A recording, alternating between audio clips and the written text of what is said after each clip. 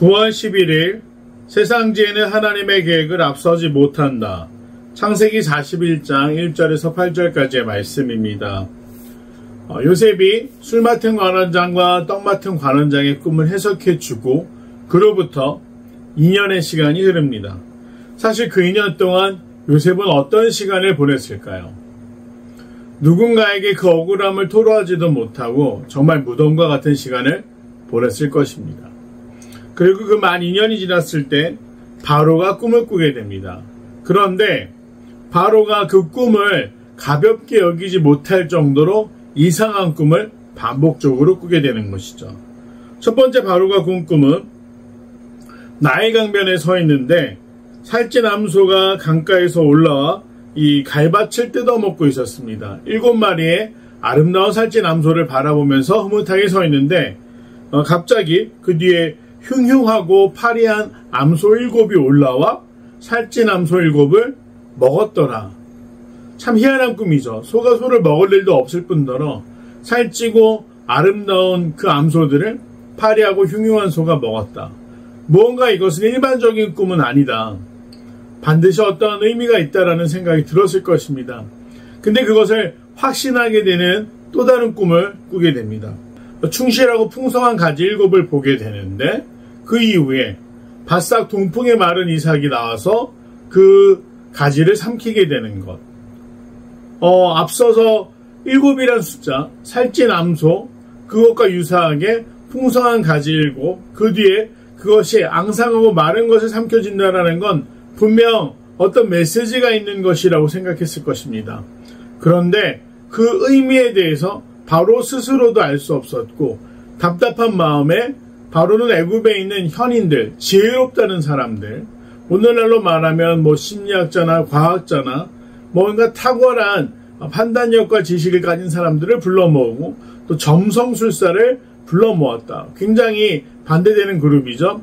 이 사람들의 신탁을 하고 또 신의 뜻을 묻는 사람들을 모아서 이 꿈의 이야기를 전하지만 중요한 건 오늘 8절의 말씀을 보면 그것을 바로에게 해석하는 자가 없더라 라고 기록하고 있습니다. 그 이유는 분명히 2년 전에 벌어졌던 한 가지 사건이 영향을 주었을 겁니다. 떡 맡은 관원장, 왕의 제사와 제의를 재관하던 책임자가 어떻게 됐습니까? 바로의 마음에 들지 않아 교수형에 처해졌습니다. 그의 시체를 새들이 뜯어먹을 정도로 참혹한 이 바로의 분노를 경험했습니다. 만일 이들이 이 꿈을 해석하는데 제대로 알지도 못하면서 허튼 소리를 하게 된다든지 허튼 믿음을 바로에게 줄 때 그 당시는 바로에게 인정을 받은 것 같지만 어떻게 되겠습니까? 그들의 생명은 정말 풍전등화, 위태로운 지경에 놓게 된다는 것을 알고 있었기 때문에 이들은 함부로 움직일 수가 없었습니다. 그래서 그들은 바로에게 아무런 충고나 이 꿈에 대한 해석을 할 수 없었던 것이죠. 하나님이 계시하신 것을 사람이 사사로이 풀 수가 없습니다. 오늘날도 현대를 살아가는 우리에게도 아직까지도 수많은 점쟁이, 점술가, 또 미래를 예측한다, 심지어 이제는 집시들이 사용하던 타로 카드까지 여러 가지를 사람들이 그런 말도 안 되는 것들을 여전히 맹신하고 그런 것들을 묻기 위해서 연초라든지 혹은 중요한 일들이 있을 때 그런 사람들을 찾는 모습을 정말 어렵지 않게 찾을 수 있습니다. 심지어 교회를 다닌다, 또 자신은 직분을 받았다라는 사람들도 그런 곳을 찾는 것을 보게 됩니다. 심지어 유력 정치인들도 정말 어울려서는 안 되는 사람들과 어울리다 얼마나 많은 망신들을 당합니까? 안타까운 것은 우리가 정말 내일에 대해서 그리고 어떤 일이 벌어질지에 대해서 알 수 없는 그것은 하나님이 맡기셨기 때문에 사람이 사사로이 헤아릴 수 없는 것이지만 오늘날 얼마나 많은 사람들이 사람들의 두려움을 이용해서 그것을 자신의 이익으로 사용하고 있는지 참으로 안타까운 시대를 살고 있습니다. 그리고 이것은 오늘날 뿐만의 문제가 아니라 바로에게도 마찬가지였고 긴 시간 동안 사람들이 내일에 대해 알 수 없다라는 두려움으로 그것을 이용하는 사람들이 있었다. 그런데 오늘 그들도 자신들의 목숨이 달리자 아무도 나서지 못했다. 하나님의 지혜를 사람이 사사로이 풀 수 없었다라는 것을 보게 됩니다. 그렇다고 한다면 하나님이 계시한 것은 누가 할 수 있습니까? 오직 하나님의 말씀을 청종, 온전히 새겨 들을 수 있고 거짓 없이 말할 수 있는 사람만이 그것을 전할 수 있고, 그런 사람들 우리가 선지자라고 불렀습니다. 오늘 이 바로의 꿈을 통해 나중에 요셉이 다시 정말 그의 억울함을 풀고 옥에서 나오게 되는 계기가 되지만, 오늘 이 순간까지 이 하나님이 계시한 것을 사람이 알 수 없었다라는 것을 오늘 본문을 통해 알 수 있습니다. 우리 내용 관찰과 다시 한번 살펴보면서 보도록 하겠습니다. 1번, 바로가 꾼 두 가지의 꿈의 내용은 무엇입니까? 바로가 꾼 두 가지의 꿈의 내용은, 첫 번째는 아름다운 살찐 남소 7이 흉하고 파리한 남소 7에게 삼켜지는 꿈. 두 번째 꿈은 무성하고 충실한 이삭 7이 동풍의 마른 이삭 7에게 삼켜짐. 그래서 7이란 숫자, 풍성함과 파리함, 풍성함과 바싹 마름이라는 것이 반복적으로 바로의 꿈에 등장했습니다. 2번, 바로는 꿈을 해석하기 위해 누구를 찾았으며 그 결과는 어떠합니까? 점술가와 현인들을 찾았다. 지혜가 많거나 많이 배운 학자들, 또 혹은 신탁을 하며 신의 뜻을 헤아린다는 점술가들을 찾았습니다. 그러나 해석하는 자가 없더라 라고 기록하고 있습니다. 3번, 애굽의 점술가 현인들은 왜 바로의 꿈을 해석하지 못합니까? 그들은 알 수 없었기 때문에 바로의 꿈을 풀 수가 없었습니다. 만약 모르는 것을 아는 것처럼 얘기한다. 그리고 그 순간만 모면한다고 한들 어떻게 되겠습니까? 2년 전 왕의 기분을 거스르고 올바로 제사에 대한 준비를 하지 못해서 남에 매달렸던 떡 맡은 관원장처럼 되는 것이죠. 그래서 그들은 알 수 없으므로 담내에 안다고 말하지 못합니다. 4번, 세상의 지혜가 하나님의 계획을 이해하는데 한계가 있음을 보며 무엇을 느낍니까?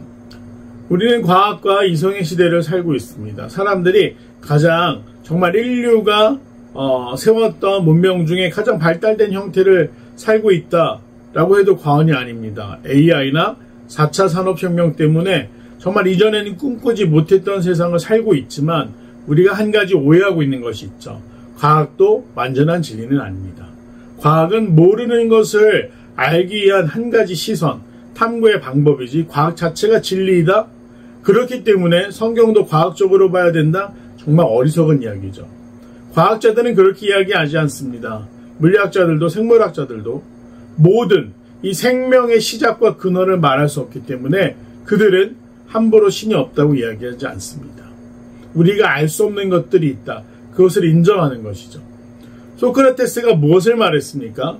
나는 내가 알지 못함을 안다. 내가 무지하다는 것을 안다. 그것을 인정했기 때문에 이 소크라테스는 가장 지혜로운 사람이었다라는 이야기를 듣기도 합니다. 모르는 것을 안다. 사실 그것은 겸손한 말이자 진리입니다. 우리는 아는 것보다 모르는 것이 더 많습니다. 내일의 날씨를 알 수 있습니까? 당장 몇 시간 뒤에 벌어질 일들을 우리가 헤아릴 수 있습니까? 또 세상에 벌어지는 모든 일들의 이치를 따져 설명할 수 있겠습니까? 그렇지 않습니다. 모르는 것이 더 많습니다. 그렇기 때문에 세상의 지혜가 하나님의 말씀이나 성경의 진리를 넘어선다? 불가능한 일이죠. 그래서 이 세상의 지혜로는 하나님의 계획을 이해하는데 한계가 있다. 오직 하나님의 계획은 하나님께서 계시하실 때, 말씀하실 때 알 수 있다는 것입니다. 결단과 적용입니다.